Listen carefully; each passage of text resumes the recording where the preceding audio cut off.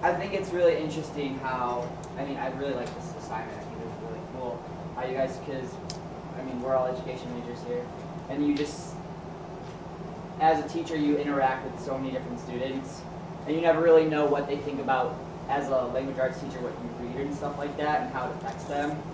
So I think that's kind of cool just to get, like, different students' perspectives from different backgrounds, and like how the school incorporates literature and how that affects them and stuff like that. So I thought you guys did such a good job of like really capturing your different students and things that you talk to. It was cool how like a lot of you before you would answer the question that clearly you asked them about race or whatever, there was like a moment of hesitation of what do I call this other group of people? Like do I say African American, do I say black, do I say Asian? And I thought you guys like got that down so well. I like really enjoyed it. Those are some of the most interesting moments to me where like, young people were nervous about how to talk about race or difference, and they were trying to be careful, and they would kind of start and then backtrack and start again, and they were kind of on the cusp of articulation. Those are really interesting, rich spaces. I can just assume that everyone's English majors. Like Nick said, I thought it was really good. But I guess to you, as their teacher and as what they're to what they're learning, what do they do now? So we have all this information where most of the kids don't really identify with their English classes. So I guess I don't even know.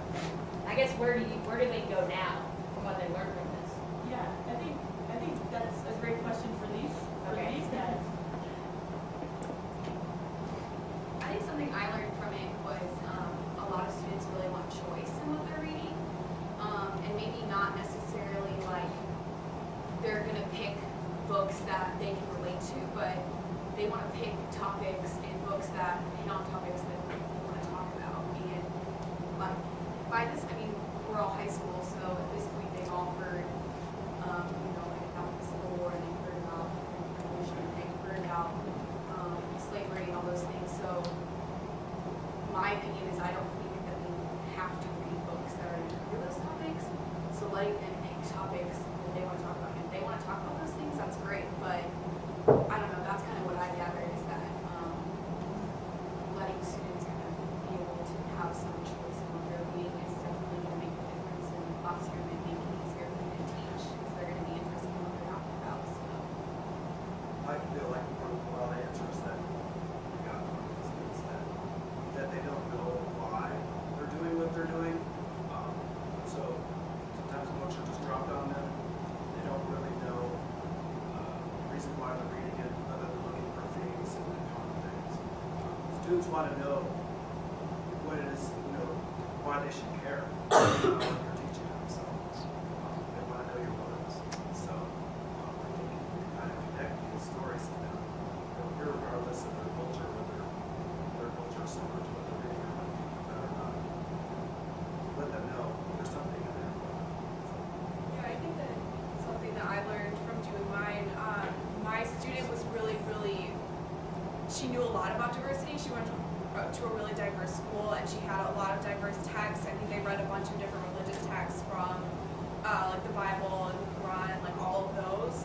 But she continually stated, even though she had friends who were Jewish and Muslim and African American and like all different kinds of races and religions, she still couldn't relate to the literature that she was reading, or so she said to me. So I think that's something interesting that we need to start teaching them is not only like to appreciate it, but that there are ways that they can relate to that and kind of give them the tools to relate to that, because that's what I think that they're missing right now. So even if you give them the literature, they can't use it unless you show them how to.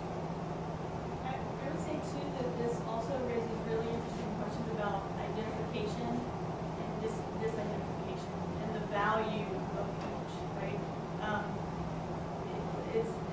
It's part of the hesitation around difference is this kind of insistence on common ground, or this insistence that I'm only going to relate to or value things, books, people that are like me.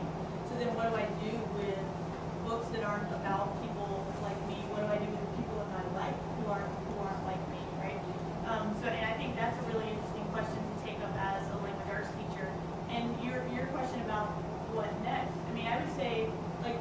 even, I think it would be interesting to see the kind of dialogue that would come up in a school doing this kind of thing with young people, right? And bringing them into the conversation where they're performing the perspectives of the other people that they're in classes with. I mean, and kind of juxtaposing these different experiences.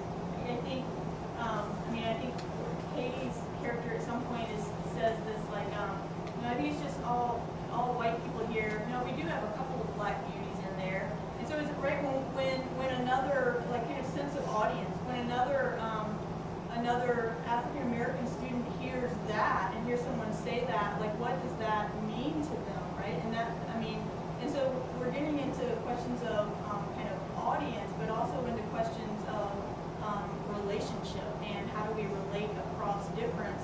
And back to Eric's point, if we're saying that literature and writing is good for kind of humanizing each other and kind of valuing other perspectives, then we have to ground it in young people's lives, right? In their day-to-day lives. The other, yeah, go ahead. I have two things. Yeah. The second one, I guess, is forgetting the first one. This kind of made me think about like my education in high school, because we're middle school, but thinking about high school, like how I went through it and was like, oh yeah, I really did not like reading Macbeth and things like that. And it made me think about that, and then think about like how I'm gonna do that to my kids. Like I don't want to do that to them, and how he said like something that they're interested in is they're getting so much more out of it than just reading because I read for a grade and that's it. Even though I love English, I read those stupid things for a grade. So, and I can't remember. Sorry. It's okay, it might come to you. It might come to you in a minute. Yeah. I just want to compliment all of you guys. I thought you were doing really well. All three of my roommates are from Rockbridge, and I've done some, not student teaching, pre-service teaching at Oakland, and I thought you guys all captured children's skills. Yeah, right word. Which you said Oakland. Because I'm at Oakland right now, and it was just interesting. There was a couple students, I think it was a Latino student from Oakland. It was interesting to hear that because I'm not a huge fan of Oakland, like the culture there, and so like to hear it now that kind of transfers out to like the hallway and stuff, and how they actually feel about interacting with the other students. That was really interesting to kind of get that perspective because I'm only in the classroom for a short period of time type thing. I never really have talked to those students, and it was just really interesting to hear that, I thought. Kind of going off of what she said, does anyone else get the feeling that Oakland does feel a little bit segregated? Like, when I was in my classroom, it's like black students would sit at one side, white students would sit at the other side, and no one would talk to each other. So I kind of got that feeling in middle school when I did my teaching. I did some teaching in Oakland, and I think it's maybe just your personal experience that you've had. I was in a PE class, so they were getting to like interact and do things other than sit in class with each other. But I didn't really feel that at all whenever I was there. And then even like being at Hickman, which is just an extremely diverse school, and I coached there too. And I've never seen students of all different races interact like that ever in my life. Like I went to high school, there was maybe like 5 black kids in our whole high school, and then going to Hickman, I figured it would be like segregated, and they would have problems, and it's not like that at all. Maybe it was just my class when I was in. I'm at Jeff Junior now, and it doesn't feel anything like that. It probably happened It's really just my class. and stuff that happens before too that you weren't there to see, like in whose was it? Oh, in Blair's, how she says that the guy just called him out. Like that's obviously gonna affect someone, and if you're not there to know that, then you're like, wow, this class just really hates each other, but there might be a reason behind why they have all this animosity towards each other. I want to second what everybody else has said. You all did fabulous work getting inside of these characters. And if you're thinking about a career in Hollywood or Broadway, forget about it. You won't be teachers. Forget about the Hollywood stuff. The other thing is, if you can project down the road, you've got your own class, in August or September is rolling around.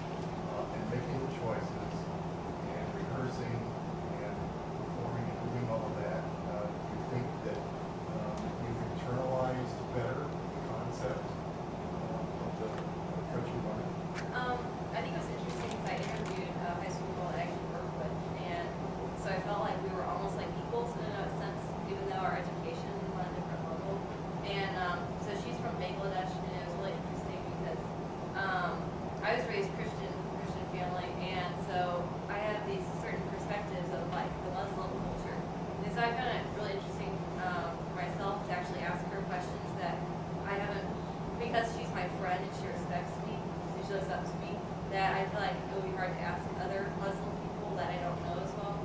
And so I find it interesting to actually like find out more about wearing the hijab and like what they consider modest. And like, and I remember in high school I'd always been confused because there were like the Bosnian girls and there were the Turkish girls and there were girls from the like you know, I don't know, Iraq or whatever.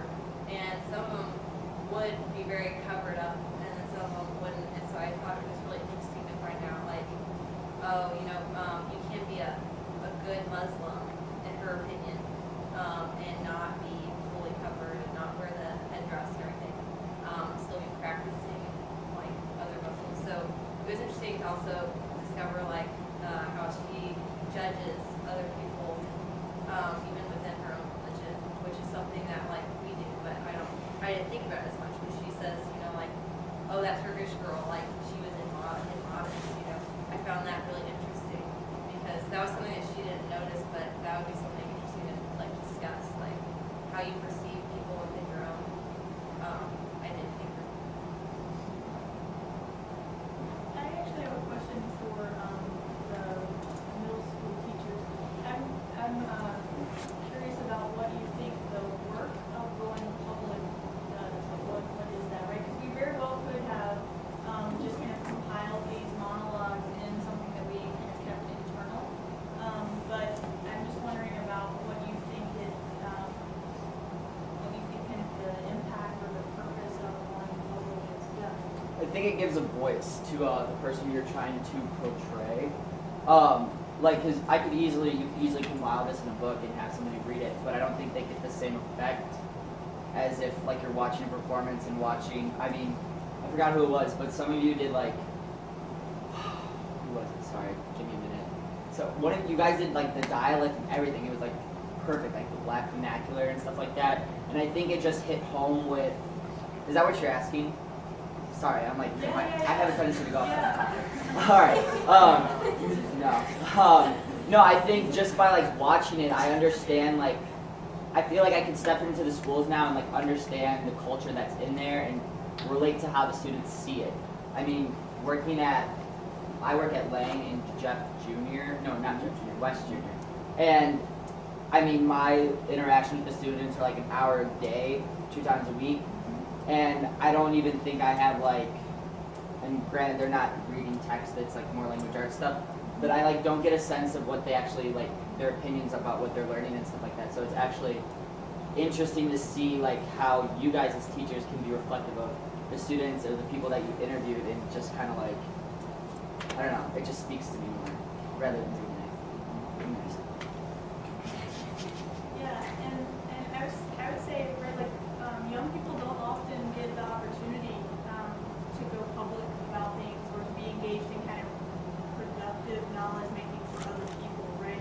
So as you guys are listening to this and it happens to be about diversity in English classrooms and something that you're invested in, right? It could very well be about, like I'm thinking about Kate Edie's class or Kim McCune's class where they're doing about social issues and civic responsibility or units that are related to poverty, right? It could very well be about those things. But the experience of a kind of public event is it impacts you differently. And then also, like Mandy was raising questions, right? So part of the work of going public with writing or performance can be eliciting questions that we don't often circulate. And it can also be eliciting stories, other experiences that matter that we don't often hear, right? So just trying to think about when in our classes when we're thinking about teaching writing, going public certainly, and I think this is how you started talking. It certainly does something for these guys, right? They're starting to make different decisions and be more inventive as they have y'all in mind. But also in this context, it does something, right? It accomplishes some purpose with an audience. And so that interaction is really important and one that young people don't often get to experience. And it doesn't have to be like going public in this way, but Going back to what you said about it, like relating to other things, I'm a psychology major. okay. But I'm learning a lot about how adolescents see themselves, they have this idea of a personal fable where they are, the things they're experiencing, no one else has ever experienced in their entire life. And so I think like this really brings that out of, it'd be a good way in a classroom to both help them to relate to things in books that have happened, but like relating to one another and realizing, oh, they're experiencing that too. What? I didn't know that, like that kind of thing. And I don't know, I think you guys did a great job. I spent a lot of time with high school kids and you did a really good job of portraying the things that they go through. So I think I'm gonna close things out now, but I don't want to neglect honoring Natasha Grayson. She's been very, very helpful working with us in the interviewing stages, trying to know what gestures and voice inflections to pay attention to, and then in kind of crafting and rehearsing the monologue and kind of pulling a performance together. So Natasha.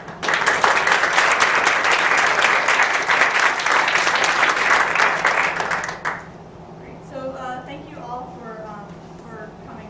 I appreciate the discussion, the